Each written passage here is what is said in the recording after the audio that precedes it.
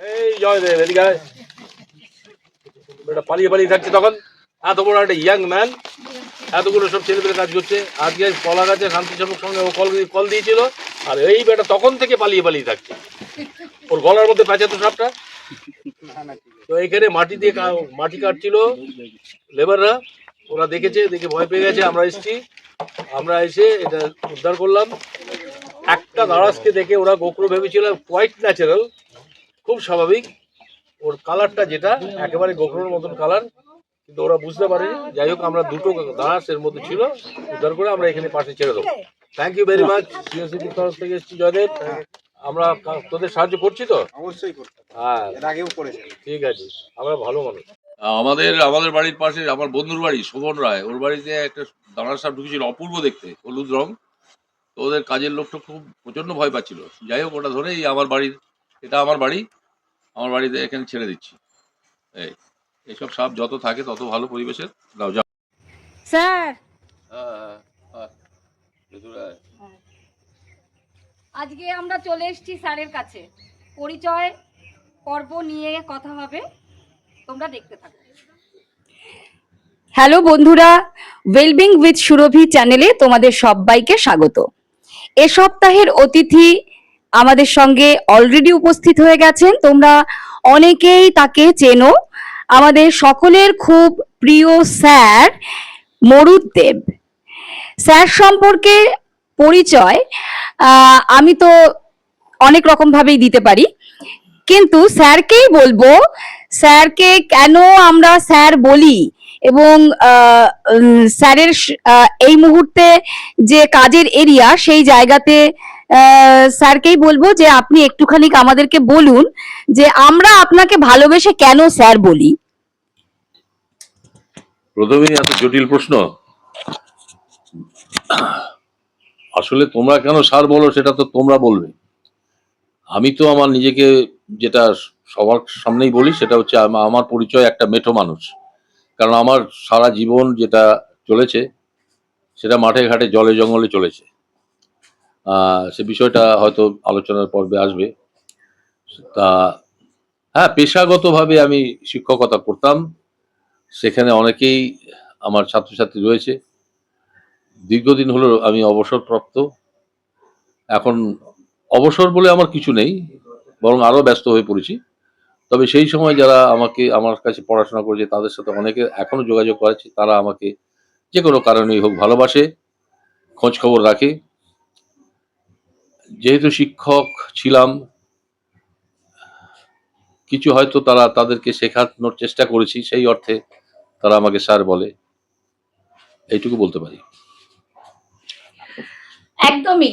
আমি আমার ছোটবেলাতে স্যারের কাছে জীবন বিজ্ঞান এবং ইংরেজি পড়েছি, এবং আমরা যে এলাকাটায় থাকি সেখানে প্রায় অধিকাংশ বাচ্চাই স্যারের কাছে কিন্তু পড়াশুনো করেছে। আমরা সবাই এক নামে স্যার বলে চিনি, এটা একটা ছোটবেলা থেকে আমাদের অভ্যেস।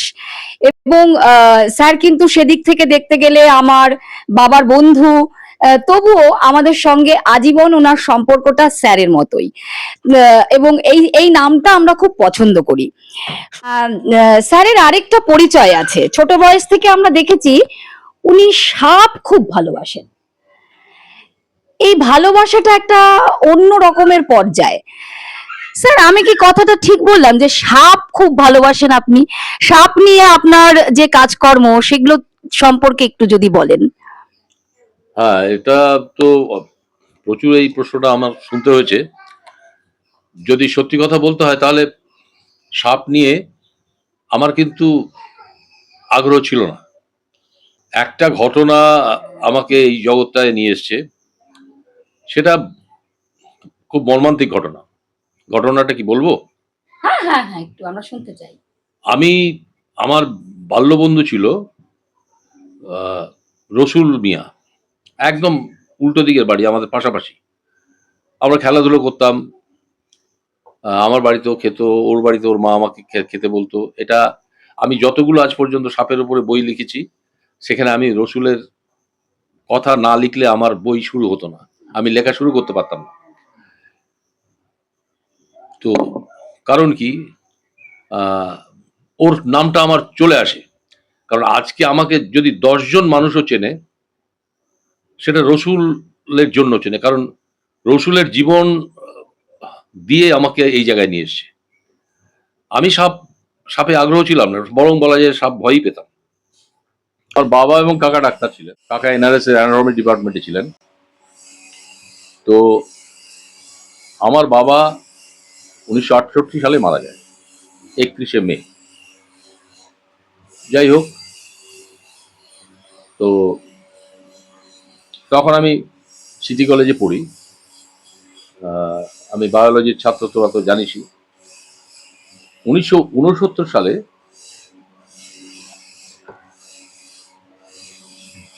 জুন মাস আমার এখনো মনে আছে।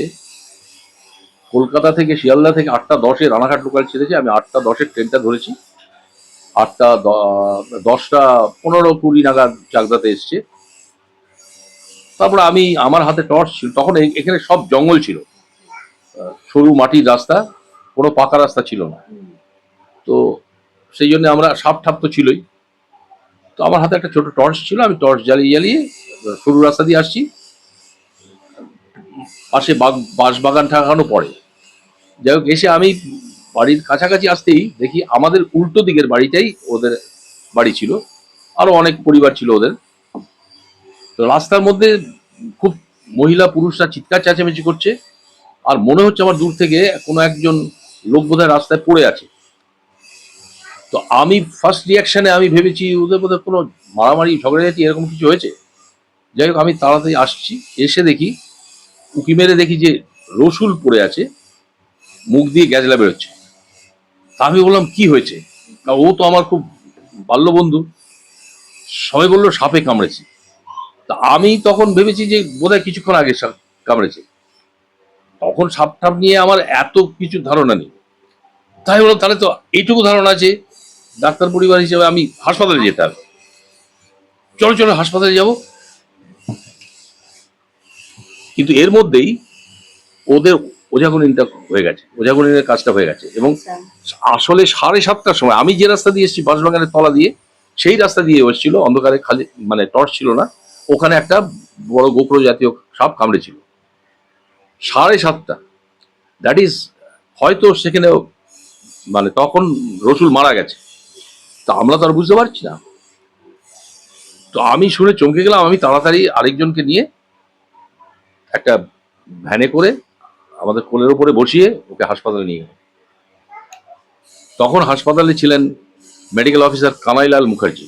আমার এখনো মনে আছে। ওনার সাথে আমার খুব ছিল, কাকা কাকা বলে ডাকতাম আমি, কারণ বাবার সাথে পরিচয় ছিল ডাক্তার। তাই বললাম এরকম ব্যাপার, সাপে কামড়েছে। সঙ্গে সঙ্গে উনি পরীক্ষা টরীক্ষা করে বলছে তো মারা গেছে। আমাকে খুব বকাবকি, তোকে তুই ডাক্তারের ছেলে হয়ে ইত্যাদি ইত্যাদি। যাই হোক, একটা আমি বললাম আমি তো কিছু জানি না, আমি এইমাত্র নামলাম, নেমে এই অবস্থা। তখন বলছে মারা গেছে। ওটা আমার কাছে একটা সাংঘাতিক ঘটনা ছিল। তারপরে তো হলো, কবর টবর দেয়া হলো। তারপরে আরো দুঃখজনক ব্যাপারটা কি, ওর মায়ের একই ছেলে। ওর মা আমাকে খুব ভালোবাসত। ওর মা কিছুদিনের মধ্যে মস্তিষ্ক একটা বিকৃতি আরম্ভ হলো। তো আমাকে মাঝে মাঝে জিজ্ঞাসা করতো, হ্যাঁ রে খোকা, ও কি চিঠি দিয়েছে, তোকে কিছু লিখেছে? ওর মা ভাবতো যে বেজায় কোথাও কাজ করতে গেছে। তো আমি কিন্তু মিথ্যে কথা বলতাম। হ্যাঁ হ্যাঁ, চিঠি দিয়েছে, টাকা পয়সা কিছু পাঠিয়েছে। তো আমি বলতাম যে না, পাঠাবে বলেছে। এবং মাঝে মধ্যে তখন আমি টিউশনি করতাম। তখন টাকার ভ্যালুও ছিল। যাও 20, 25, 30 টাকা মাঝে মধ্যে মিথ্যে কথা বলে যে ও পাঠিয়ে যে টাকাটা রাখো। আমি ওর মার কাছে কোনোদিনও সত্যি কথা বলতে পারিনি। খুব যতদূর মনে পড়ে, বছর 1.5-এর মধ্যে ওর মা মারা যায়। এই ঘটনাটা আমাকে নাড়িয়ে দিয়েছিল। প্রথম কথা, আমার এত প্রিয় বন্ধুর মৃত্যু, এবং এমন একটা ঘটনায় মৃত্যু। এবং আমাদের ওখানের পরিবেশ তখন প্রচুর সাপ আছে। তাহলে আজকে ওর হয়েছে, আরেকজনের হতে পারে, কি করা যায়। এই আমার চিন্তা আসলো, কিন্তু তখন তো ধারণাটাও নেই। কলেজে পড়ে বায়োলজি ছাত্র হলেও কি হবে, সামান্য কিছু ধারণা আছে। তো তারপরে বাড়ির যে মানে আমার যে অভিভাবক বাবা, তিনি ডাক্তার, তিনিও নেই, মারা গেছেন। খুব অসহায় লাগছিল। তারপর অনেক ডাক্তারবাবুদের কাছে পরামর্শ নিয়েছি কি করা যায় কি করে। তখন হঠাৎ এক মাথায় এলো যে আমার প্রিয় দুই একজন বন্ধু, ওদের নিয়ে কোনো কিছু একটা সচেতনতা করার জন্য কি করা যায়। এটুকু জানি যে হাসপাতাল ছাড়া চিকিৎসা হবে না, হাসপাতাল ছাড়া চিকিৎসা হবে না, এটুকু জানি।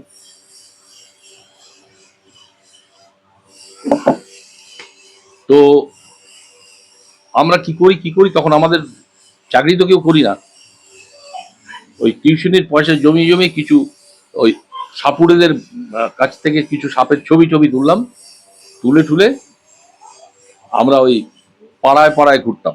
আমাদের এখানে সবাইকে বোঝাতাম এইগুলো করলে এই হয় এই শুরু আর কি। তখন পশ্চিমবঙ্গে তখন বিজ্ঞান সংগঠন কিছু ছিল, আজকে যেমন সারা পশ্চিমবঙ্গে প্রচুর বিজ্ঞান কর্মী রয়েছে। তো তখন খুব কিছু ছিল না, এবং সত্যি আমরা অসহায় ছিলাম, এবং আমাদের গাইড করার মতন কেউ ছিল না। তো ওই করতাম যতটুকু জানি। তারপরে একটু কলেজের বই টই পড়ে একটু করতাম, ডাক্তারবাবুদের কাছে জিজ্ঞাসা করতাম। ডাক্তারবাবুরা ওই চিকিৎসা সম্বন্ধেই বলতেন, হ্যাঁ, সব সম্বন্ধে তারা বেশি কিছু বলতেন না।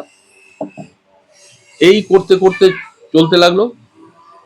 তারপরে আমরা একটা গণচেতনা বলে একটা ছোটখাটো একটা পাড়ায় একটা সংগঠন করলাম।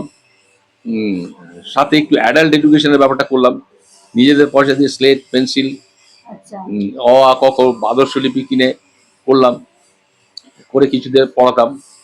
তারপরে কিন্তু সেটাকে আমরা দানা বাঁধাতে পারিনি, সেটা হয়তো আমরা লিডারশিপটা নেতৃত্ব ভালো করে দিতে পারিনি, বা প্রসেসটা আমাদের ভুল ছিল। তো যাই হোক, কিন্তু সাপটা নিয়ে আমরা কাজ করছি, এই হচ্ছে আমার শুরু। তারপর আমি তখন কিন্তু মাদ্রাস স্নেক পার্কও হয়নি, স্নেক পার্ক হচ্ছে 1972। যাই হোক, তারপর মাদ্রাস স্নেক পার্ক হওয়ার পরে আমি 1985 সালে মাদ্রাস, সেখানে গিয়ে আমি যেন একটা নতুন পৃথিবীর সন্ধান পেলাম, যে এটাই তো আমার জায়গা, এখান থেকেই তো আমার শেখার আছে। তারপর আমি বহুবার ওখানে গেছি, ওখানে আমার সুযোগ হয়েছে নামকরা মানুষদের সাথে পরিচিত হওয়া, তাদের থেকে শিক্ষা নেওয়া, এবং আমার নিজের জ্ঞানটাকে আরো পরিশীলিত করা হয়েছে। তারপরে আস্তে আস্তে আমি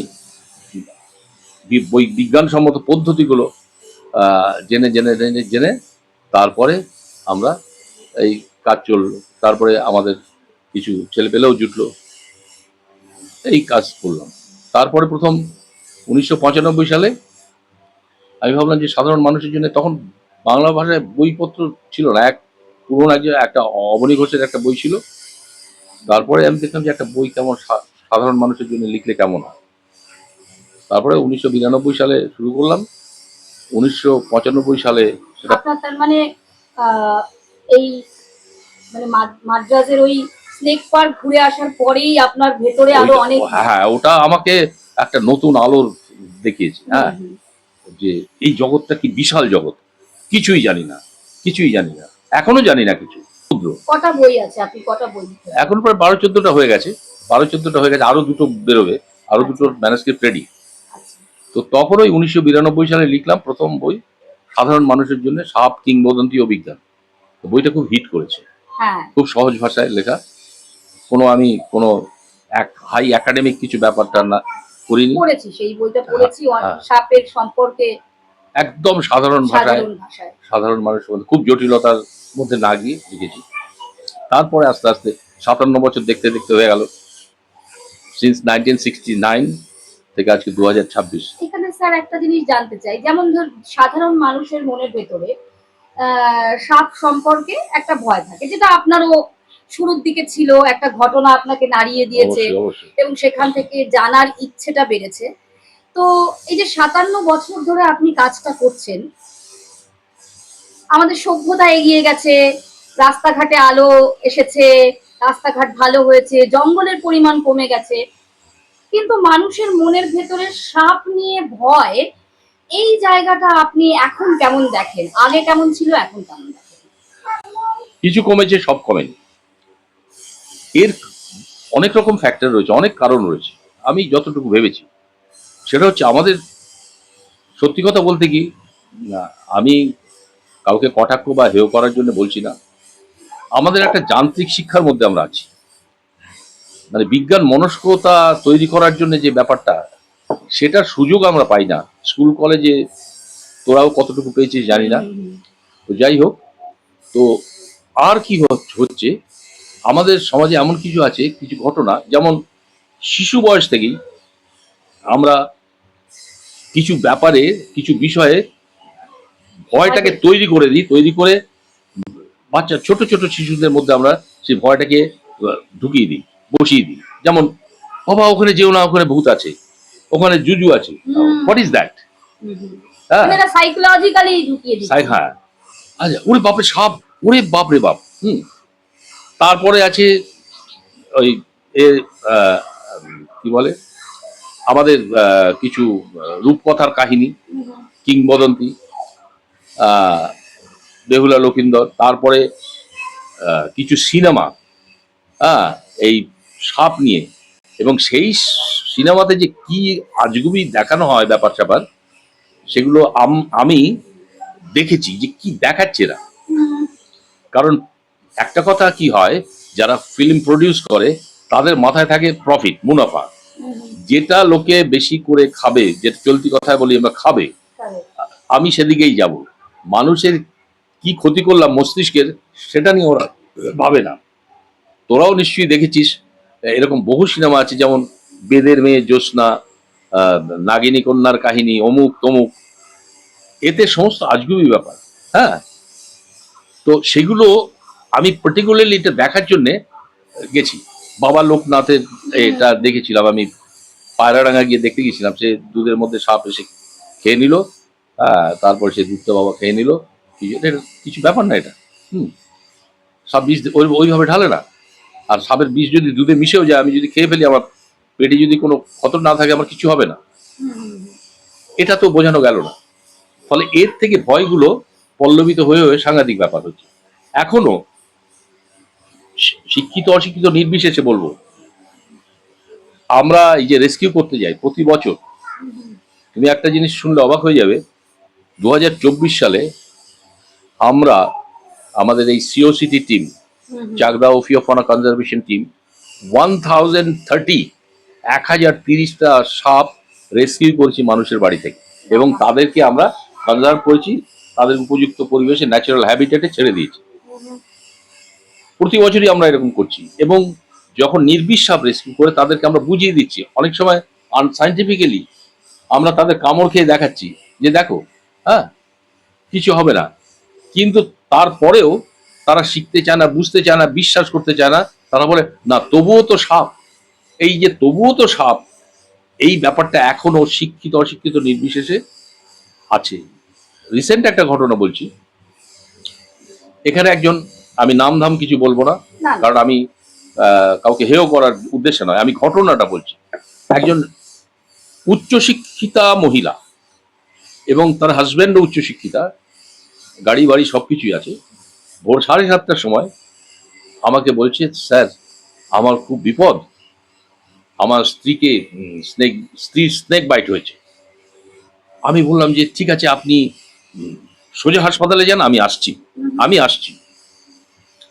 বলছে, না না, আপনি আসুন, আমার 4 হুইলার আছে, আপনাকে নিয়ে যাব, আমি খুব নার্ভাস হয়ে পড়েছি। আচ্ছা ঠিক আছে, সেটা তার হতেই পারে। তারপর আমি এবং আমার পাশে বাড়ি আমার সিওসিটি টিমের আফসানা, ওকে নিয়ে আমরা দুজন গেলাম। গিয়ে বলছে কোথায়? বাড়িতে গিয়ে দেখছি তার স্ত্রী আর কি শুয়ে আছে, আর একটা গোঙানির শব্দ, আরেক ভদ্রমহিলা তাকে মানে করার চেষ্টা করছে। তাই বলে, কোথায় সাপ? বলছে, আমি সাপটা কি আছে এখনো? বলছে, হ্যাঁ, দরজার কোণাতে রয়েছে। আমি দেখি এইটুকু একটা নির্বিষ ঘর চিতি সাপ, কোনো বিষ নেই, আসলে তাকে কামড়ায়নি। দরজাটা খুলতে গেছে, হয়তো পায়ের মধ্যে লেগেছে বা সাপটা দেখেছে, এরকম একটা কিছু ব্যাপার। তো সেটাই ভেবেছে কামড়েছে, তার ফলে এই আতঙ্কে এই অবস্থা। তারপর আমার মেয়েটা, আমি নিজেও ধরিনি, আমি বললাম এটা তুই ধর, তুই ধরে যে পরিচয় ছিল তাকে সেবা করছিল তাকে বললাম তুমি একটু গরম দুধ টুধ খাও বা কফি টফি খাও, ওরা কিচ্ছু হয়নি। তারপরে ও কামড় খেলো, মেয়েটি বলছে কাকিমা এই দেখুন ধরে আছি, আমাকে কামড়ে দিয়েছে, আমার কিচ্ছু হবে না, এটা কোনো বিষ নেই। সে আর চোখে তাকিয়ে আবার চিৎকার করে উঠে, ওরে বাপরে বাপ। তখন আমাদের একটা শিক্ষকতা করেছি তো, একটা জেদ চেপে গেল যে আজকে তোমাকে আমি বুঝিয়েই ছাড়বো। 1.5 ঘন্টা সেখানে বসেছিলাম, বসে বললাম যে দেখুন আমরা বিকেলে আবার আপনার সাথে এসে বসে চা খেয়ে যাবো, আমাদের কিচ্ছু হবে না। এই আসলাম। তাহলে তাহলে কি হলো? ভয় তো আছে। ভয় আমরা প্রত্যেক জায়গাতেই বিজ্ঞানসম্মত তথ্য দিচ্ছি, কিছু লোক হয়তো বুঝছে, কিন্তু এখনো অনেক লোকের সাপের প্রতি একটা অসম্ভব ভয় রয়েছে, কল্পনা করা যায় না। সেটা আমরা সামনাসামনি ভিজুয়ালি আমরা দেখছি রেগুলার রেস্কিউ করতে গিয়ে। ফলে এই জায়গাটা স্যার একটা যেহেতু হিউম্যান সাইকোলজি নিয়ে কাজ করি, তো সেখানে এগুলোকে ফোবিয়া বলে। হ্যাঁ, সাপ সম্পর্কে ওফিডিওফোবিয়া সব হ্যাঁ, আতঙ্ক। হ্যাঁ। তো এই ফোবিয়া তো আমাদের অনেক প্রাণীকে নিয়েই আছে, বা অনেক পরিস্থিতিকে নিয়েও আছে। ফোবিয়াটা একটা জেনুইন সমস্যা মানুষের ভেতরে। তো সেই রকম ফোবিয়া সাপ নিয়েও রয়েছে, এবং সাইকোলজিক্যালি সেই ফোবিয়াটাকে তৈরি করা হচ্ছে আপনার অবজারভেশন থেকে, এবং আমরাও সেটা অবজার্ভ করি। তো আমাদের মানে আমরা যেটা করে থাকি, যেটা আপনারাও করছেন, মানে এক্সপোজার দিয়ে যদি মানুষের ভেতরে একটা পরিবর্তন আনা যায়, তো এখানে আপনার কি মনে হয়, মানে আপনি এই যে সাপ সম্পর্কিত ফোবিয়া এবং সেখান থেকে বিজ্ঞান এবং মনস্তাত্ত্বিক জায়গাটা, এটা নিয়ে মানে ঠিক এক্স্যাক্টলি কিভাবে এগোলে পরে আমরা এই ফোবিয়াটাকে অ্যাড্রেস করতে পারি বলে আপনার মনে হয়, যেখানে আমাদেরও কিছু কন্ট্রিবিউশন থাকতে পারে, এটা নিয়ে কি আপনি? প্রথম কথা হচ্ছে আমি মনে করি স্কুল লেভেল থেকে, 1 মিনিট, হ্যালো, ছাতিমতলা, নয়নাপুকুর পারে 3টে কালাচ। আচ্ছা, তো দেখে রাখো, একটু সময় লাগবে, টিম যাবে, একটু সময় লাগবে। হ্যাঁ, ওকে, তোমার নাম কি? আচ্ছা, ঠিক আছে। আচ্ছা, তুই ফোন নাম্বারটা রাজেশকে পাঠিয়ে দিয়ে ফোন নাম্বারটা বলে দে। কি অবস্থা আমাদের এই ইন্টারভিউ চলাকালীনই 3টে মারাত্মক বিষধর সাপ কালাজ, তাদেরকে রেস্কিউ করতে যেতে হবে স্যারের টিমকে। আমরা যতটা তাড়াতাড়ি সম্ভব চেষ্টা করছি আমাদের এই কথোপকথন শেষ করার। 3টে কালাজ, মারাত্মক ব্যাপার। এখন এই চলছে বর্ষাকাল, আর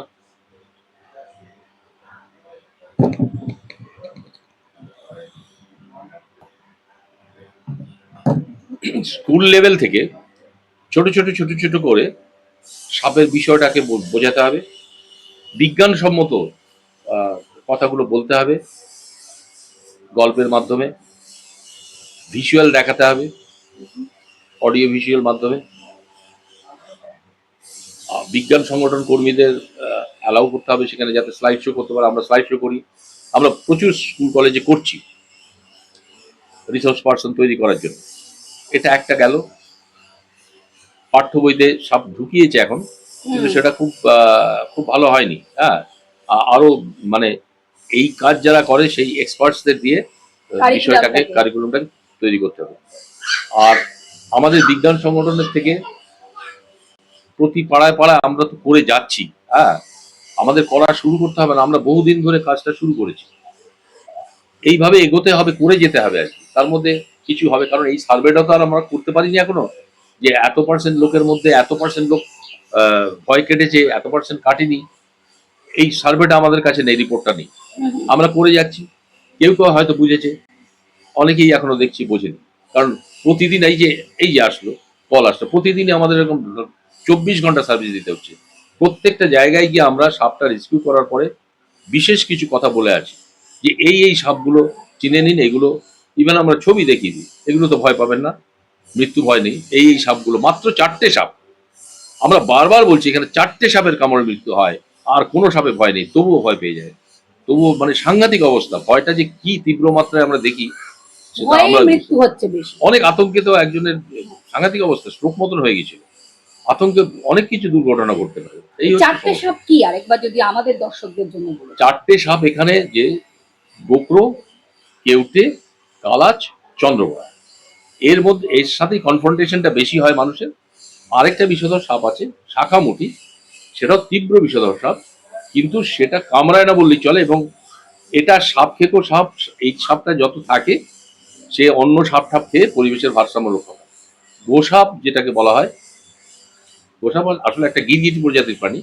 গোসাপ আর এই শাখামুটি সাপ যে এলাকায় থাকবে সেখানে অন্যান্য সাপের পরিমাণ কমে যাবে, ব্যাস। আর এই 4টে সাপ কামড়ালে, 4টে সাপ ভালো করে চিনে রাখতে হবে।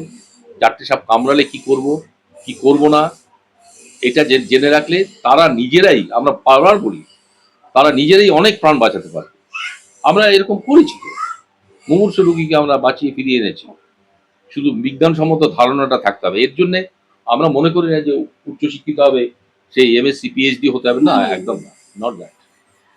তো এই যে আপনারা কাজটা করছেন, আপনাদের যে টিম, এই টিমে কতজন আছে স্যার এই মুহূর্তে? আমাদের এখানে এই লোকাল টিমে 10-12 জন আছে, তার মধ্যে 3জন মেয়েকে ট্রেনিং দিয়েছি আমরা, খুব ভালো কাজ করছে ওরা, স্নেক হ্যান্ডেল করতে পারে। এবং আমাদের একটা ইনস্টিটিউট করেছি, সেটার মেইন অফিসটা হচ্ছে অশোকনগর, ইনস্টিটিউট অফ ওফিওলজি। হুম। তো আর এখানে আমাদের এই ব্রাঞ্চ অফিস বলা যায় আমাদের এখানে। তো আমরা সেখানে থিওরিটিক্যাল এবং প্র্যাকটিক্যাল ক্লাস করাই। আপনাদের ফান্ডিংটা কোথা থেকে আসে? না, আমাদের ফান্ডিংটা কোনো কোনো জায়গা থেকে আসে না, আমরা নিজেরা চাঁদা দিই। আর কোনো কিছু যন্ত্রপাতি কিনতে গেলে বা কোনো অনুষ্ঠান করতে গেলে তখন আমরা আমাদের যারা ভাবে, যে যারা বোঝে যে এই লোকগুলো সমাজের কাজ করছে, শুভানুধ্যায়ী, আমাদের কিছু পরিচিত মানুষ, তাদের কাছে আমরা সাহায্য চাই। সে 2, 4, 50, 100 টাকা যে যা দেয়, কোনো আমরা দাবি নেই। এইভাবে আমাদের চলছে, ফলে অর্থনৈতিক সংকট একটা আছে। এই যে একটা বিরাট সোশ্যাল মুভমেন্টই বলবো, আপনি এত বছর ধরে করছেন, হ্যাঁ। আপনার উদ্যোগে চলছে। তো এখানে যদি আমাদের মানে আপনার মানে সরকারি সাহায্য কখনো আপনি মানে তার জন্য কোনো রকম অ্যাপ্লাই বা এই ধরনের কোনো কিছু করেছেন কি আপনি? না, আমি করিনি। কথা বলেছিলাম, কিন্তু সেটা অনেক ঝামেলা, এবং সেটা দিলে ওদের আহ, যে নিয়ম কানুন সেটাতে মানে বাধা পড়ে যাবো আমরা। আমাদের আহ, স্বাধীনভাবে কাজ করার মধ্যে অনেক মনে হয় অসুবিধা হবে। হ্যাঁ, সেই জন্যে চেষ্টা করে যাচ্ছি। 57 বছর তো হয়ে গেল। হ্যাঁ। আপনার বয়স কত স্যার? আমার এখন এই 80 শেষ হলো। 80 শেষ হলো। হ্যাঁ। আমরা তো যবে থেকে দেখছি স্যারকে, তখন থেকেই মানে আপনি তো আহ, তখন থেকেই তা আপনার অলরেডি একটা বই যেটা বললেন, হ্যাঁ, হ্যাঁ। সেই বইটা আমি চাইবো যে শেষে আপনি যদি এক কপি আমাদেরকে দেখিয়ে দেন, যেখানে ওই 4টে সাপের একদম পুরো খুব সিম্পল ভাষায়, সহজ ভাষায় স্যার লিখেছেন। আপনারা নিজেদের সংগ্রহে রাখতে পারেন। আরো কয়েকটা 4টে সাপের ওপরেই স্পেসিফিক একটা বই আছে, যে বিষধর 4টে সাপ নিয়ে, সেটাও রয়েছে। তো এই বইগুলো আপনারা সংগ্রহ করতে পারেন, সেগুলো স্যারের সঙ্গে যোগাযোগ করে করতে পারেন, এই ভিডিওর নিচে কমেন্ট করতে পারেন, সেগুলো অ্যাভেলেবল রয়েছে। এই যে 80 বছর বয়সেও আপনি এইরকম একটা মুভমেন্ট চালিয়ে যাচ্ছেন, এটা আপনাকে কি কোথাও আপনার নিজের মানসিক সুস্থতার সঙ্গে এটার কোনো সম্পর্ক আছে বলে আপনি মনে করেন? খুব ভালো প্রশ্ন। এটার মধ্যে আমি এই প্রশ্নটাকে আমি দুটো ভাগে ভাগ করছি। বয়সের সাথে সাথে মেডিকেল সায়েন্স অনুযায়ী ডায়েটের একটা করতে হবে, ডায়েট কন্ট্রোল করতে হবে, এবং চিকিৎসকের পরামর্শ নিয়ে কোন বয়সে কি কতটা পরিমাণ খাওয়া যায় যায় না, এটা একটা বিচার করতে হবে। সেইভাবে চলতে হবে, জিদকে সংযত করতে হবে। আচ্ছা। এটা ফার্স্ট কন্ডিশন আমার মনে হয়। আমি যেমন কোনো ফাস্ট ফুড খাই না, বাইরের আমি কিছু খাই না। আমি আজ পর্যন্ত, তোরা বিশ্বাস করবি কিনা জানি না, ফুচকা কেমন স্বাদ আমি জানি না। ফুচকা কেমন স্বাদ আমি জানি না। অনেকে আমাকে জোর জবরদস্তি করে, আমি বললাম না, না, ঠিক আছে। তা আর কি হয়, এই বয়সে কার্বস মানে কার্বোহাইড্রেটস কমিয়ে দিতে হবে প্রচুর। 25 গ্রামের বেশি ভাত চলবে না। আমার ডায়েট যদি শুনতে চাও আমি বলতে পারি, আমি 2টো কাঁচা রসুন, শশা, একটু পেঁয়াজ স্যালাড, 1 বাটি সবজি, 2টো ডিম, সামান্য একটু ভাত টাত দিল, টক দই, আর সিজনাল ফ্রুট যা একটা অ্যাপেল, একটা পেয়ারা, আনারস, যা হোক, এটা আমার রেগুলার ডায়েট। এই দিনে রাতে সবই হয়। আর সকালবেলা 14 ঘন্টা আমার ফাস্টিং। সকালবেলা একটু ছোলা বাদাম 15 গ্রাম আর একটা লিকার চা, ব্যাস। তারপর হয়তো 10:30 11টার সময় একটু একটা ডিমের অমলেট খেলাম, আবার দুপুরবেলা ওই লাঞ্চ করলাম, বিকেলবেলা আবার চা আর একটু বাদাম খেলাম, আবার রাত্রিতেও তাই। ব্যাস, আমার এতে শরীরের কোনো সমস্যা নেই, ছুটে বেড়াতে পারি। আমি এখন স্কুটি চালাই আরামসে এবং ক্যারিও করতে পারি একজনকে। এটা হচ্ছে একটা দিক। দ্বিতীয় ভালো লাগার ব্যাপারটা হচ্ছে শান্তি, পিস, যাই বলো না কেন। কোনো কাজকে যদি ভালোবাসা যায়, কোনো কাজের প্রতি যদি প্যাশন থাকে তোমার, কোনো কাজে যদি একাগ্রতা থাকে, আর আমি সব জেনে গেছি তা না, আমি এখনো জানতে পারিনি, আমি আরো জানবো, আরো কাজ করব, তাহলে আমার মনে হয় ভালো থাকা যায়। কারণ হ্যাঁ, যেটা বলছিলাম যে কাজ আমরা আমাদের ভালো লাগে, প্যাশন আছে, সেটা যদি করো তাহলে দেখবে তোমার ভালো লাগবে, তুমি সুখের একটা পাবে, তুমি আভাস পাবে। আর একটা কথা কি, যে আমরা সবসময় টেনশনটা কিন্তু তুই আরো ভালো বলতে পারবি, কারণ তুই সাইকোলজি নিয়ে কাজ করিস। আমরা অবচেতন মনে কিন্তু আমরা টেনশনটা তৈরি করি। টেনশন তৈরি করে সমস্যার সমাধান হয় না। আসলে পজিটিভ চিন্তা করতে হবে, ইতিবাচক চিন্তা করতে হবে, যে এই সমস্যাটা দাঁড়িয়েছে, ওই আমার কি হবে, না হয়ে ওর সমস্যাটা সমাধান করার জন্য কি রাস্তা খোঁজা যায় সেটা ভাবলে সমস্যাটা সমাধান হয়ে যায়। ঠিক আছে, আমার এইটুকুই মনে হয়। সুতরাং ভালো আমি থাকবো কি থাকবো না সেটা অনেকটাই আমার ওপরে নির্ভর করে। আর সবসময় আমরা তো আমার কি নেই সেটা চিন্তা করি, আমার কি আছে সেটা চিন্তা করি না। আমার যা আছে তার চাইতেও অনেকের কিছু নেই, সেগুলোও নেই। এটা যদি ভাবো তাহলেও তুমি মনে মনে সুখ পাবে, আনন্দ পাবে, যে আমার তো এটা আছে। কিন্তু আমরা দেখবি আমার একটা গাড়ি আছে, না না আমার আর কি থাকবে, এটা তো আমার নেই, এই নেগেটিভ চিন্তা করি আমরা। এই তো কথা। আর একটা লাস্ট কোয়েশ্চেন, সেটা হচ্ছে যে আমরা নিজে ভালো থাকি, তো আমি যে মেথোডোলজিটা বিশ্বাস করি, স্যার যে প্র্যাকটিসটা করি, সেখানে আমাদের ফিফথ সেন্স অর্গান নিয়ে ভাবি যে আমাদের পঞ্চ ইন্দ্রিয়কে যদি অ্যাক্টিভেট রাখতে পারি, তাহলে সেখান থেকেই আমাদের ভালো থাকার রাস্তাগুলো অনেকটা বেরিয়ে আসে। এবং সেই সঙ্গে যেটা বিশ্বাস করি সেটা হচ্ছে যে প্রকৃতিকে ভালো রাখলে পরে, প্রকৃতির ভেতরে ব্যালেন্স রাখলে পরে আমরা নিজেরা সুস্থ থাকবো, শারীরিক এবং মানসিক উভয়ভাবে। এটা তো বটেই, প্রকৃতিকে বুঝতে হবে।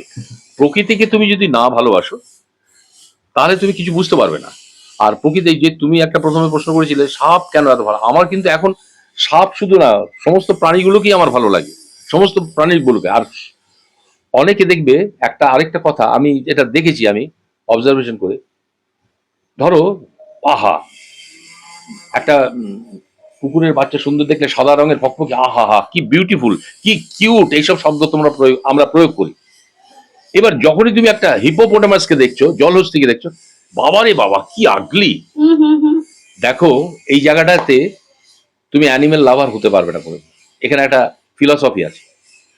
তুমি যখন বলছো ওই হিপোপোটামাসটা অত্যন্ত কুৎসিত, লাইফওয়াইজ ওই হিপোপোটামাসের কাছেও তুমি ততটাই কুৎসিত। কারণ কি, ও তোমার সৌন্দর্য বোঝে না, ওর পরিমণ্ডলের সৌন্দর্যটা বোঝে। সুতরাং এইটা বুঝতে হবে।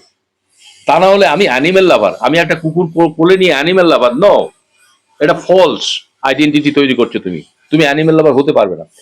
এনিথিং ন্যাচারাল ইজ বিউটিফুল, প্রকৃতির সব কিছু সুন্দর। এই দৃষ্টিভঙ্গিটা যখন তোমার মনের মধ্যে গেঁথে যাবে, ইয়েস, তুমি তখন নেচার লাভার হবে।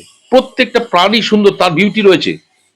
আমরা প্রত্যেকটা সাপ যখন এভরিডে দেখছি, একই সাপ এভরিডে দেখছি, আমি নতুন কিছু দেখছি তার মধ্যে।